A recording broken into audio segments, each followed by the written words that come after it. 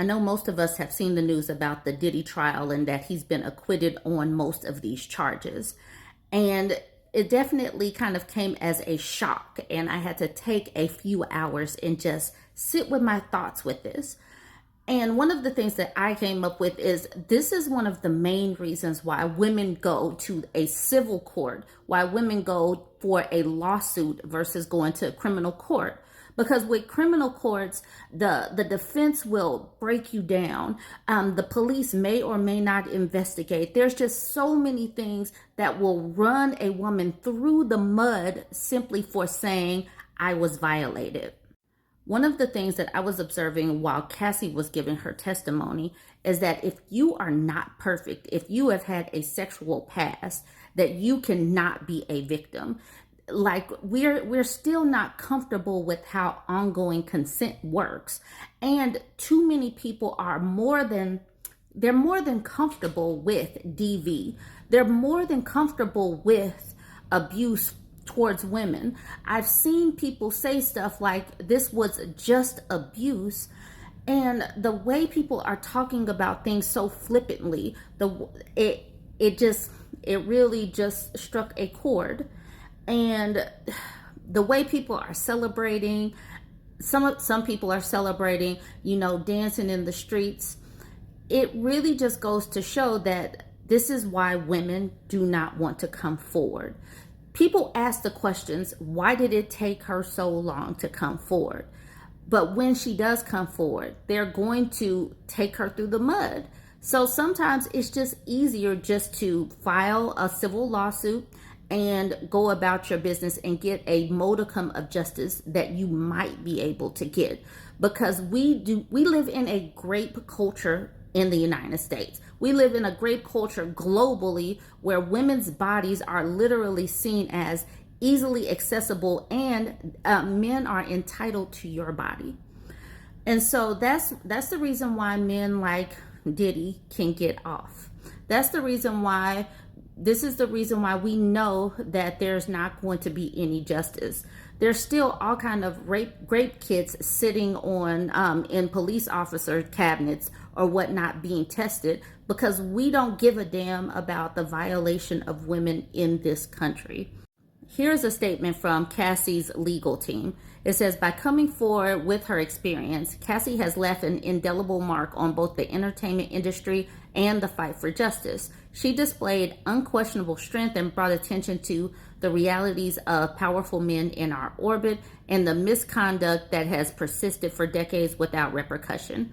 There's not going to be consequences. We literally watched this man do all kind of things on camera, and that was in the public purview. But what happened behind the scenes? I know that she was on D-Rugs.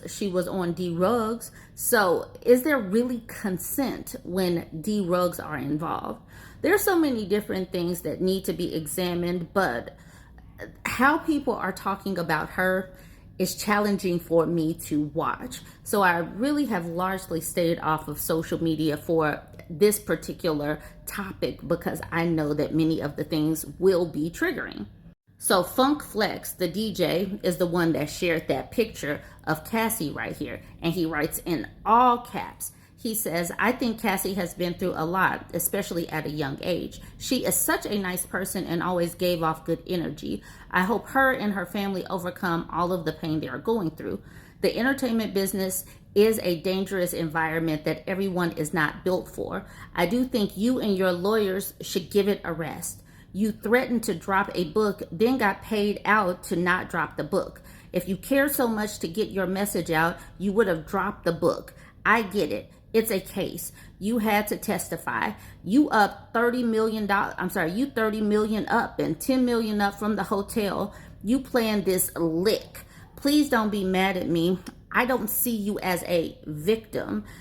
You was young. Diddy made bad choices and you made bad choices. When do you plan to teach girls not to make the same mistakes you made?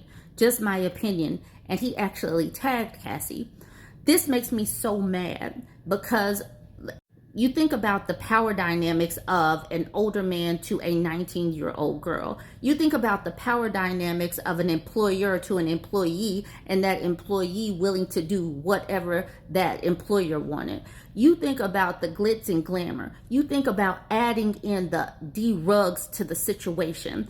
It wasn't that she just made bad choices. She was in an imbalanced situation with a powerful man that had connections and wealth. This is not just about her making bad choices. This is about the power dynamics being stacked to the point where she had absolutely no power, especially knowing that she was trying to get to certain heights and had this man that was supposed to be pushing for her. That's the reason why she had a 10-album deal and put out one album, because she had this parasite that was literally just attempting to suck the life force out of a young woman, while he gets to be a vampire in this industry.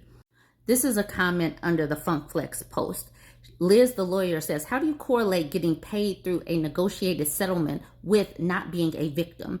You do know that she had to testify as a witness in the federal trial, right? She wasn't a plaintiff in the federal case. Of course, her attorneys will push to keep him detained for her safety. Did you forget all the violence she had to endure in that video? Did you forget he was found guilty on 2 counts and still faces time? Exactly. This is not literally what we're about to see on social media. People are going to be so excited that this black man got off, just like what happened with OJ when I was a kid. I didn't really fully grasp why people were just so happy that a murderer got off. But this is what is about to happen, because we don't want to hold black men accountable if they are monsters. We want to allow them to roam in our community. And I know people are going to be like, he didn't do X, Y, and Z, but we surely did see him do A, B, and C. He's still a monster, in my opinion.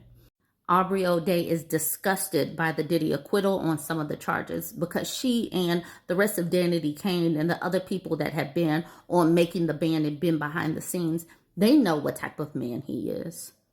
This is Deontay Nash, a former employee of Diddy. He says, Dear Judge Subramium, I am writing to express my grave concern over the prospect of Sean Combs being released from custody. While I appreciate the fairness you have shown throughout this proceeding, I feel compelled to be unequivocal about the danger he poses to the public and to the individuals who have risked everything by coming forward. Mr. Combs has a long, well-documented history of violence, coercive, and retaliatory behavior. Over the years, he has repeatedly escaped meaningful accountability, and each time, this has only reinforced his sense of impunity.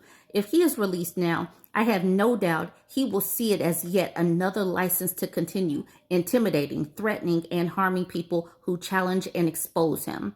Many of us have firsthand knowledge of the fear he instills in those around him. I can say without hesitation that he is a serious and immediate threat to victims, witnesses, and the individuals and the broader community. His pattern of violence, particularly while engaged in trafficking of individuals for prostitution, combined with unchecked substance abuse, makes it clear that he is not ready to re-enter society safely or responsibly. To release Mr. Combs without substantial consequence would undermine the integrity of this process and send a dangerous message that wealth and influence can shield someone indefinitely from accountability. It would also endanger those who cooperated with this investigation under subpoena, who are already living in fear of retaliation. I urge you in the strongest possible terms to prioritize the safety of victims and witnesses over any consideration of leniency. Mr. Combs has had countless opportunities to change, and he has chosen instead to escalate his harmful conduct. Allowing him back into the community now would be a profound mistake. Thank you for your time and for your commitment protecting the public from those who repeatedly demonstrate they are unwilling to respect the law. Respectfully, Deontay Nash. I wanted to end with those powerful words because that really does summarize why some of these people can consistently and uncheckedly continue to hunt, because they have never faced real consequences for their actions. Join the conversation. Let me know what you think about this verdict. If I see any victim blaming, you're going to be blocked. So you might as well just keep that for a TMZ or Funk Flex's page. Like, comment.